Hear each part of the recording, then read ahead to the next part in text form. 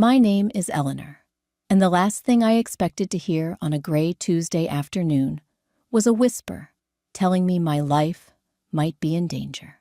It happened outside the shopping mall I've gone to for years, the one with the grocery store, the pharmacy, and a row of benches where seniors sit to rest their knees before heading home. I had just stepped through the automatic doors when a voice said my name, softly, urgently, as if saying it out loud was already too much risk. Mrs. Collins, the man, whispered close enough that I could smell winter on his coat. When you step out, don't get into the car. Take a taxi. This is a matter of life and death. I stood there, my shopping bag cutting into my fingers, staring at the man who used to drive my husband everywhere. Before I could ask a single question, he added one more sentence, barely moving his lips. You will understand when you meet someone. Then he walked away. For a moment, the world didn't move. The sliding doors opened and closed behind me, letting out bursts of warm air and music from inside. People passed with carts and umbrellas, unaware that my heart was pounding hard enough to make my ears ring. I looked across the parking lot and saw my car, waiting where I had left it, dusted with road salt and perfectly ordinary. Nothing about it looked dangerous. Nothing about the afternoon looked unusual. And yet, my hands were shaking. I did not get into the car. I stood there long enough that a security guard glanced at me, then turned back to his phone. Finally, I pulled out my own phone and called a taxi, my voice steadier than I felt. While I waited, I kept thinking of the man who had stopped me. Daniel, my husband's former driver, the same man my husband had dismissed years ago as forgettable, the same man I had quietly helped when no one else would. As the taxi pulled up, I made a decision I didn't fully understand. At the time, I would listen, not argue, not dismiss, just listen. The ride home was short, but my thoughts traveled years back. For most of my marriage, life had been predictable in the way Canadians often value steady routines, modest expectations, a sense that if you worked hard and kept your head down, things would stay in place. My husband Richard and I had been married for over 40 years. We raised our children, paid our mortgage, and settled into a comfortable rhythm that required very little conversation. Richard had hired Daniel as a driver after a minor health scare. It made sense at the time. Long trips tired him, and Daniel was professional polite and always early. For a while, the arrangement worked well. Then, one afternoon, Richard came home irritated over something small, a missed turn, a delayed meeting, and announced he was letting Daniel go. Just like that. No severance, no reference, no concern for what came next. I remember asking gently whether that was fair. Richard waved the question away. Business is business, he said, as if that settled it. A week later, Daniel called me not to complain, but to thank me for listening the day I'd spoken up. His voice had sounded tired. He told me his wife was ill, that work was scarce, and that he didn't know what he would do next. I sent him grocery cards that month, then another, then a little cash tucked into an envelope when the heating bill went up. I never told Richard. It wasn't a secret, out of guilt, exactly, more a quiet correction, a way of balancing something that felt wrong. For 3 years, I helped Daniel in small practical ways. I told myself it was temporary. I told myself it didn't matter. I told myself kindness didn't need witnesses. Now sitting in the taxi, as it turned onto my street, I wondered if those small choices were the reason I was still breathing. At home, everything looked the same. The hallway clock ticked. The kettle sat where I'd left it. Richard's shoes were by the door. I set my bags down and leaned against the counter, replaying Daniel's words. Life and death. The phrase sounded dramatic, almost ridiculous. And yet he hadn't been a dramatic man. He had been careful, measured, the kind of person who chose his words because he meant them. That evening, Richard called to say he'd be late. A meeting, he said. I noticed he didn't ask how my day had been. I slept poorly. Every sound felt louder than it should have been. In the morning, I checked the driveway before opening the door, embarrassed by my own caution, but unwilling to ignore it. I took another taxi to the mall, partly out of stubbornness, partly to see if Daniel would be there again. He was. This time, he didn't whisper. We sat on a bench near the entrance, the cold seeping through our coats. He looked older than I remembered, thinner too, but there was a steadiness in his eyes that hadn't been there before. I didn't want to scare you, he said, but I couldn't stay quiet. I asked him what he meant. He shook his head. Not here, not yet. What do you know? I asked. Enough to know you should be careful, he replied. Enough to know someone is lying to you.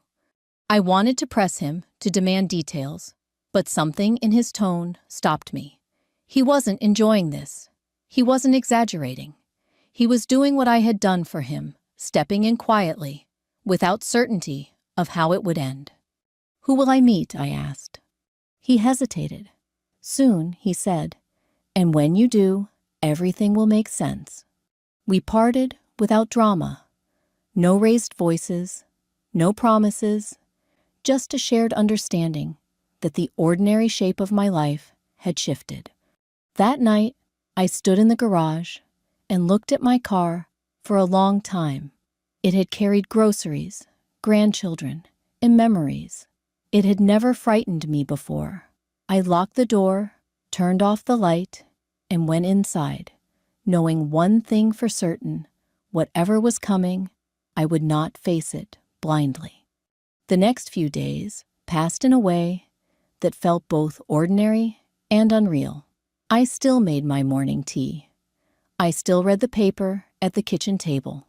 Richard still came and went with the same casual certainty he'd always had.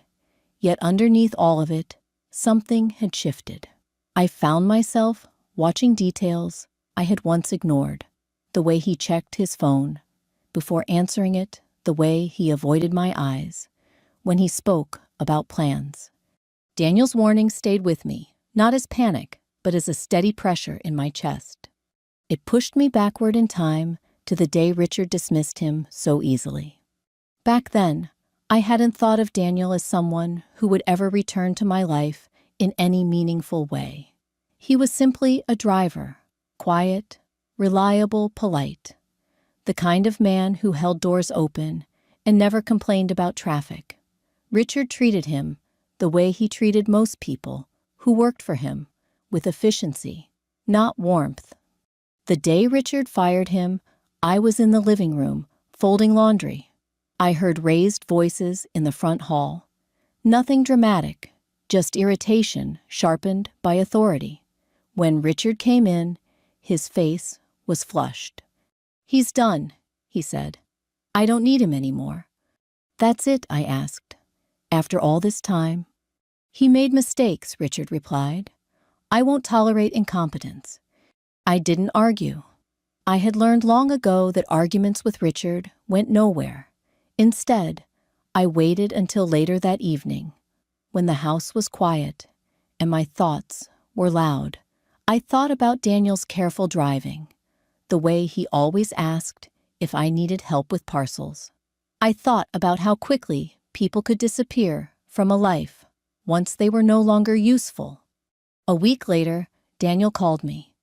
His voice was hesitant, as though he wasn't sure he had the right to speak at all. "I just wanted to thank you," he said, "for saying something that day." I told him it hadn't mattered much. He paused, then said, "It mattered to me." That was when he told me about his wife's illness, about the medication that wasn't fully covered, about the rent that didn't wait for understanding. He didn't ask for help. He simply explained as though explaining might make the situation less heavy. After we hung up, I sat at the table for a long time. I thought about how easily my own life had settled into comfort, about how I'd never had to choose between heat and food, about how wrong it felt to do nothing. So I didn't. I bought grocery cards and mailed them anonymously. At first, my name written carefully on the back in case there was confusion. When that felt dishonest, I began enclosing short notes. Nothing emotional, just practical words. I hope this helps. Take care. Daniel never abused the help. He never asked for more. When I offered cash, he resisted until I insisted. You once said it mattered, I told him. Let it matter now. For 3 years, this became part of my life. In a way, Richard never noticed. A few $100s here, a referral there. I connected Daniel with a neighbor who needed occasional driving help. I helped him revise his resume. Slowly, his situation improved, not because of me alone, but because someone had given him time. I didn't see it as charity. I saw it as continuity, as refusing to let one careless decision erase a person completely. What I didn't know then was that Daniel was watching something else unfold. That while he rebuilt his life, he was also noticing patterns, conversations, and choices that didn't involve me, but would eventually affect me more than anyone else. The first sign that something wasn't right came quietly. Richard began insisting on driving himself everywhere, even when it made no sense. He discouraged me from coming along. It's boring, he'd say. You won't enjoy it. I accepted his explanations because it was easier than questioning them. Daniel, however, had seen Richard differently in those final weeks of employment. He'd heard phone calls cut short when he entered the room. He'd noticed envelopes passed hand to hand. He'd been asked to take longer routes than shorter ones, always with impatience. At the time, Daniel had thought it was none of his business. It became his business the day Richard approached him months after firing him with a proposition that made Daniel's stomach turn. Daniel never told me the details right away. He carried them alone, unsure whether he was misunderstanding, unsure whether he should interfere. He told himself it wasn't his place. After all, he had already lost his job once. What changed his mind was me, my quiet help, my refusal to disappear from his life the way Richard had expected him to, my insistence that decency still mattered even when it wasn't convenient. People show you who they are, Daniel would later say. Sometimes they do it without meaning to. The afternoon he stopped me outside the mall, he wasn't repaying a debt. He was responding to a responsibility he had finally accepted. I didn't know all of this yet. I only knew that the man my husband had discarded was now the only person willing to tell me the truth. That realization didn't make me angry. It made me careful. That evening, I went through our paperwork, slowly, deliberately. Insurance documents, vehicle registration. Nothing looked unusual at first glance, and that somehow made me more uneasy than finding something wrong would have. I slept lightly, waking at every sound. When morning came, I made a decision I hadn't made in years. I would start paying attention. Because whatever was coming, it wasn't sudden. It had been building quietly, the same way trust erodes, not with noise, but with neglect. The more I paid attention, the more I realized how much I had trained myself not to see. Richard and I had not argued in years, but that wasn't because we were close. It was because we had learned to move around each other carefully, like furniture that had been in the same room too long. We shared meals, we shared bills, we shared a history. What we no longer shared was curiosity. For a long time, I told myself That was simply what marriage looked like after 40 years in Canada. Steady, quiet, efficient. We had survived children leaving home, the loss of parents, changes in health. I believed stability was proof of success. Now I wasn't so sure. Richard began leaving earlier in the mornings and returning later at night. When I asked where he'd been, his answers were vague, but confident, delivered with the tone of someone who expected not to be questioned. Meetings, paperwork, errands, always reasonable, always boring. I noticed how often he reminded me not to wait up, not to worry, not to ask. There was a time when I would have brushed this aside. I had brushed aside much worse. But Daniel's warning had done something unsettling. It had given my unease a shape. Once unease has a shape, it's harder to ignore.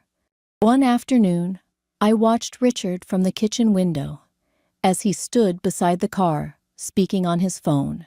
He laughed quietly, then stopped laughing the moment he noticed me. He turned away, lowering his voice.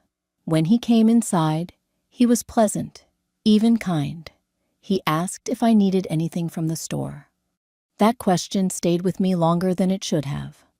I began thinking back over the years, not with anger, but with distance.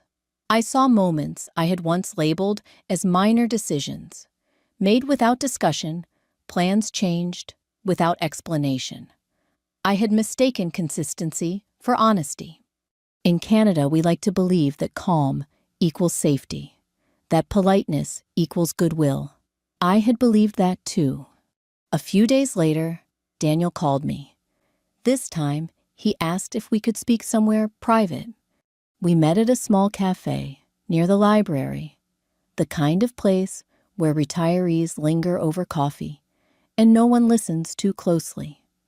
Daniel sat across from me, his hands wrapped around his mug, as if anchoring himself. I didn't want to say anything before he began, because I wasn't sure of what I asked. That it was real, he said, and that it involved you. He told me that after Richard fired him, there had been a brief period when Richard contacted him again, not to apologize, not to rehire him, but to ask questions about routes, about timing, about how long it took for certain errands. At first, I thought it was nothing, Daniel said. People are curious. They plan. But then, the questions changed. He described conversations that left him unsettled, talk of accidents spoken too lightly, of insurance policies mentioned out of context, of how easily something could go wrong without anyone meaning it to. I told myself I was imagining it, Daniel said. I wanted to believe that. Why didn't you say anything then? I asked quietly. He looked at me, because I had nothing, no proof, no position, and because it wasn't my life. The cafe noise filled the space between us. Cups clinked. Someone laughed softly nearby. What changed? I asked. You kept helping me, he said, simply. You didn't have to, but you did, and it made me realize something. What? That if something happened to you and I'd stayed silent, I'd never forgive myself. I didn't respond right away. I wasn't angry. I wasn't frightened in the way people expect. I felt alert, as if a fog had lifted, revealing a road I had been walking on for years, without noticing where it led. Is there more? I asked. Daniel nodded. There's someone you need to meet. She doesn't know everything either, but she knows enough. Who is she? I asked. She's not what you think, he said carefully, and neither is your husband. That night, I sat at the dining table long after Richard had gone to bed. I spread out our documents again this time with purpose. I read details I had once skimmed. I noted dates, names, changes that had been explained away casually.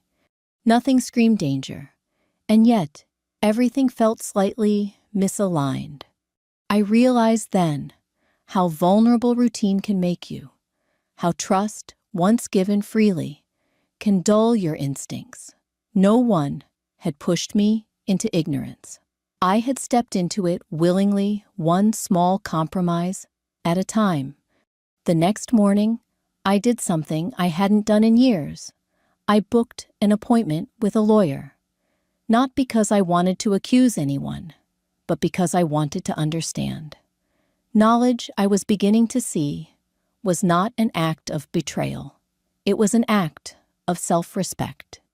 Richard noticed the change before I mentioned it. "You've been quiet," he said over breakfast. "I'm thinking," I replied. He smiled, as though that answer pleased him. I smiled back, aware now of how easily smiles can conceal distance. As I left the house that day, I chose to walk instead of drive. The air was cold and clear, the kind of Canadian morning that sharpens your senses. With every step, I felt less like a passenger in my own life. Whatever was coming next, I knew this much. It hadn't begun with a warning outside a mall. It had begun years ago, in the space between what I was told and what I chose not to ask. I took the taxi again that afternoon, even though the walk back from the lawyer's office would have been manageable. It wasn't fear that guided me so much as discipline. Once you decide to pay attention, you have to follow through, even when it feels unnecessary.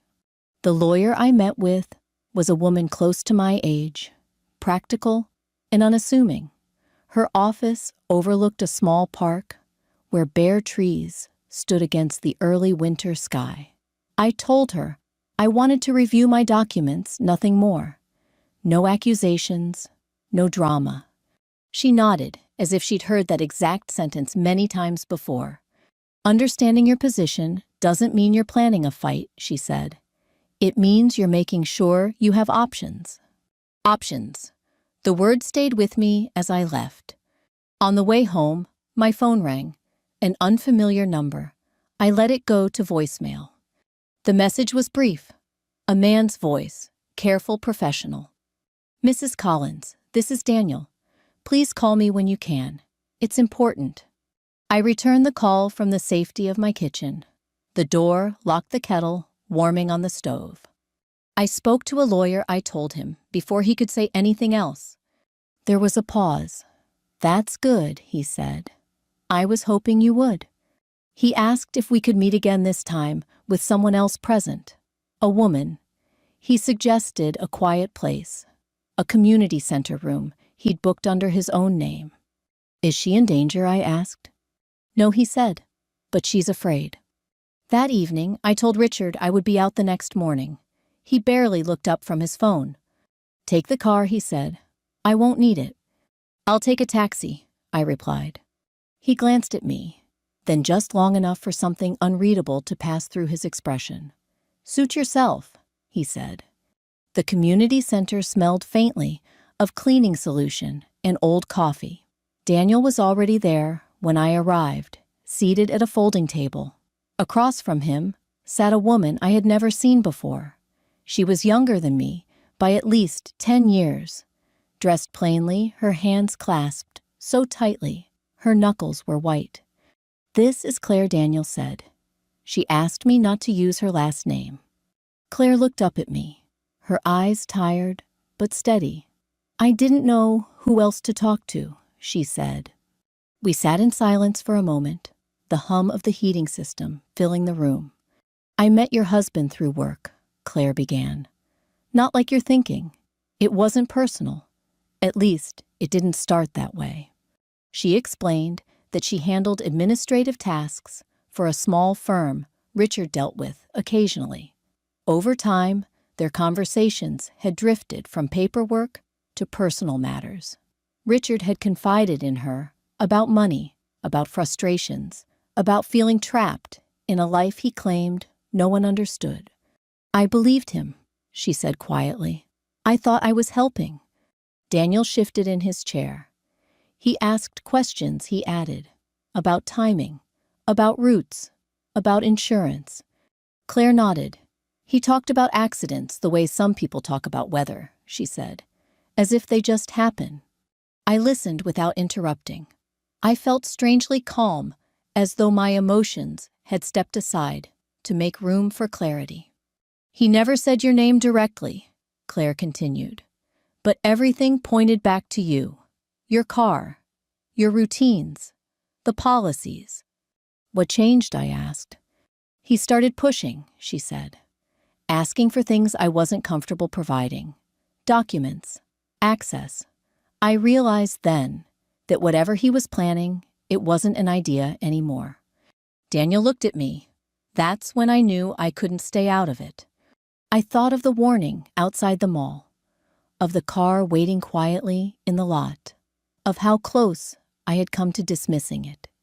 "I don't want revenge," I said slowly. "I want this to stop." Claire exhaled relief, visible in her shoulders.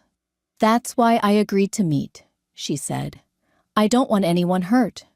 Over the next hour, we spoke carefully, sticking to facts, dates, conversations, documents that existed, and those that didn't.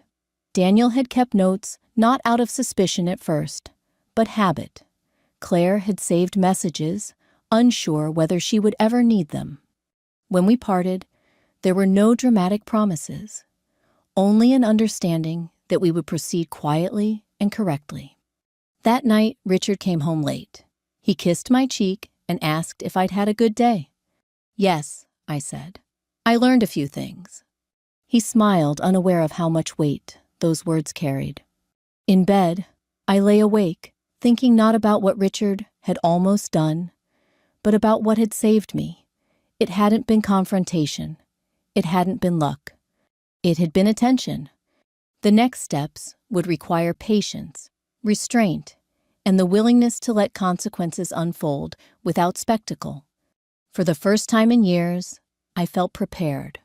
I didn't confront Richard after that meeting, not because I was afraid, but because clarity has a way of cooling anger before it ever boils. I had learned enough to know that reacting too quickly would only give him room to adjust his story. Instead, I watched. In the days that followed, I moved through the house, as I always had, making meals, folding laundry, asking ordinary questions in an ordinary tone. Richard responded the same way he always did, with confidence and ease. If there was guilt, it didn't show itself openly. What did show itself were small shifts, a pause, before answering a glance at his phone, when he thought I wasn't looking a sudden interest in whether I'd be home later than usual. I began to understand that control doesn't always look aggressive. Sometimes it looks like reassurance. Sometimes it looks like familiarity. Daniel called me every few days, never from the same number, twice. He asked how I was sleeping, whether Richard had noticed anything different. His concern was steady, not urgent, and that steadiness kept me grounded. Claire and I spoke once more briefly. She told me she had stopped responding to Richard altogether. She had saved everything, emails, notes, dates, then stepped back. She didn't want revenge either. She wanted distance. She wanted the truth to stand on its own. I admired her for that. One afternoon, while Richard was out, I sat at the kitchen table and opened a folder I hadn't touched in years. Insurance policies, vehicle documents, estate planning papers. I read every page carefully, not as a spouse, but as someone learning the rules of a system she had taken for granted. There, it was the subtle change Daniel had hinted at, a small adjustment in coverage, a clause added quietly, nothing illegal on its own, nothing alarming unless you knew what to look for. I took notes, not emotional ones, practical ones. The lawyer I'd met earlier reviewed the documents with the same calm precision. She didn't raise her voice. She didn't look shocked. She simply pointed to the facts. "These things don't happen by accident," she said, "but they also don't prove intent on their own. What matters is pattern." Pattern. That word again. The pattern was there. It just hadn't been obvious until someone stood outside my life long enough to see it from a different angle. That someone was Claire. We met once more, this time alone, at a quiet cafe near the waterfront. She looked relieved to see me, though nervous. "I was afraid you'd hate me," she said. "I don't," I replied, honestly. "You didn't create this." She told me more then, not about plans, but about tone, about how Richard spoke when he thought he was being clever, how he framed situations as problems needing solutions, not as lives requiring care. "He talked about you respectfully," she said, which somehow made it worse. I understood what she meant. Respect, when stripped of empathy, can be another form of distance. That evening, Richard mentioned selling the car, casually, as if the idea had just occurred to him. "I think it's time," he said. "We don't need it as much anymore." I nodded. "Maybe," I said. "We'll see." He watched me carefully, then searching for something. Fear, perhaps, or confusion. He found neither. The unraveling didn't happen all at once. It happened quietly, through correct channels and careful timing. Documents were revised. Access was changed. Conversations were recorded, not secretly, but transparently when appropriate. When the moment came for Richard to realize his plans had collapsed, it wasn't dramatic. There was no shouting, no accusations hurled across a room. There was only the truth, laid out calmly, supported by evidence he hadn't expected anyone to gather. He looked older then, smaller. "I never meant," he began. I stopped him gently. "Intent doesn't erase preparation," I said. "And silence doesn't mean consent." In the weeks that followed, consequences arrived not as punishment, but as reality. Richard faced legal scrutiny, social scrutiny. Most painfully, the quiet loss of trust he had assumed would never be withdrawn. Daniel stepped back once it was over. His role had never been to replace anyone, only to prevent harm. I met him one last time to thank him. He waved it away. "You did the same for me," he said. "You just didn't know it yet." As for Claire, she moved on lighter than before. We exchanged a few messages, then let each other go. I remained, not unchanged, but steadier. Revenge, I learned, doesn't always involve destruction. Sometimes it looks like survival. Sometimes it looks like refusing to be managed quietly into danger. And sometimes it looks like walking away with your dignity intact, knowing that kindness, when paired with awareness, can be a form of protection. The quiet that followed felt heavier than any argument ever had.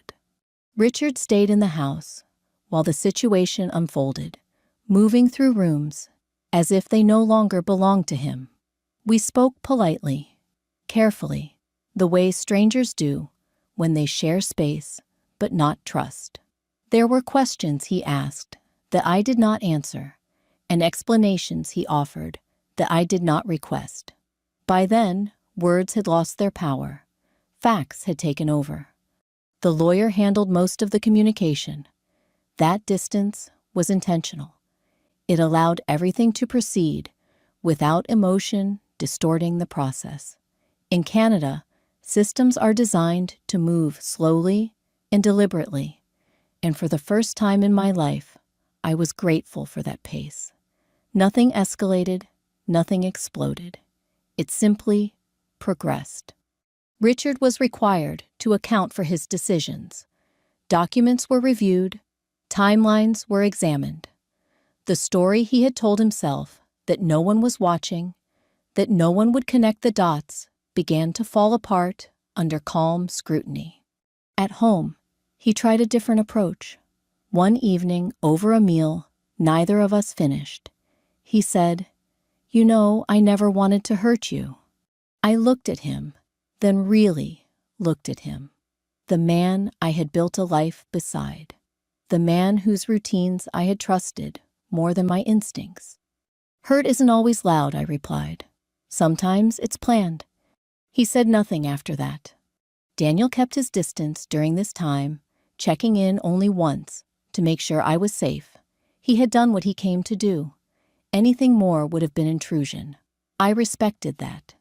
What surprised me most was how calm I felt. Not numb calm. I slept better. I ate regularly. I walked each morning, letting the cold air clear my thoughts. Fear had drained away, replaced by something steadier, resolve. Friends noticed the change before I spoke about it. They commented that I seemed lighter, more present. I told them I was taking care of some things. That was enough. When the final confirmations arrived, official, understated, decisive, I felt no triumph, only relief. The threat, subtle as it had been, was gone. Not because I had confronted it head-on, but because I had allowed the truth to stand where denial once lived. Richard moved out quietly, his departure marked by the absence of drama. A few boxes, a few words, no tears, no accusations, just an ending that acknowledged itself at last. In the weeks that followed, I returned to ordinary life, though it no longer felt quite the same. I drove my car again. I sat in cafes without scanning the room. I went to the mall and lingered longer than necessary, simply because I could. One afternoon, I ran into Daniel by chance. He was with his wife, who looked healthier than I remembered from the photos he'd once shown me. They thanked me again, and I thanked them in return. There was no debt between us, only mutual recognition. That evening, as I locked my door and turned out the lights, I realized something important. The danger had not ended because someone saved me at the last moment. It had ended because years earlier, I had chosen to act with quiet decency, without knowing it would ever matter. That choice had come back to me when I needed it most. I didn't rush to fill the space Richard left behind. For weeks after he moved out, the house felt unfamiliar, not because it was empty, but because it was finally honest. There were no half-truths echoing in the hallway, no conversations shaped around avoidance, just quiet. The kind of quiet that lets you hear your own thoughts again. I began sorting through things slowly. Not just objects, but memories. I kept what felt true and let the rest go. Marriage, I realized, doesn't always end in anger. Sometimes it ends in understanding late, but still valuable. Friends asked careful questions. I answered carefully in return. I didn't tell the story to shock anyone. I told it to explain why I looked different, why I stood straighter, why I no longer apologized for taking up space in my own life. Daniel sent a message one afternoon, just a short note. I hope you're well. We're doing all right. Thank you again. I replied with the same simplicity. Take care. That was all that needed to be said. What stayed with me most was not the betrayal itself, but the chain of quiet decisions that had led to my safety. None of them had been dramatic. None of them had been made for praise or recognition. Helping someone when it was inconvenient. Listening when it would have been easier to dismiss. Paying attention when routine tried to dull my instincts. Those choices didn't feel important at the time, but together, they changed everything. I thought often about how easily this story could have ended differently. If I had laughed off Daniel's warning, if I had insisted on my car out of stubbornness, if I had trusted comfort over clarity. In Canada, we pride ourselves on politeness and restraint, but we sometimes confuse those traits with safety. They are not the same. Safety comes from awareness, from understanding your finances, from reading documents you assume are fine, from knowing that trust should never require blindness. Revenge, as people imagine, it is loud. It demands spectacle. But what I learned is that real justice is quiet. It restores balance without destroying everything in its path. It leaves room for dignity for everyone involved. Richard faced the consequences of his choices, not because I sought punishment, but because systems exist for a reason. Clare rebuilt her life without the weight of secrets. Daniel moved forward, not as a hero, but as a man who did the right thing when it mattered. And I did something too. I chose myself. If there is one thing I would say to anyone listening, especially those of us who have lived long enough to trust routine, it is this: kindness is not weakness, but it must be paired with awareness. Pay attention to what feels slightly off. Ask questions even when no one encourages you to.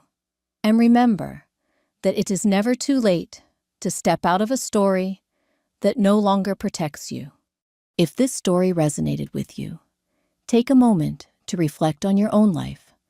Share it with someone who might need to hear it. And if you'd like to listen to more stories like this, stories about quiet strength, hard lessons, and second clarity, consider subscribing and staying with us. Sometimes the most powerful act of revenge is simply living well with your eyes open.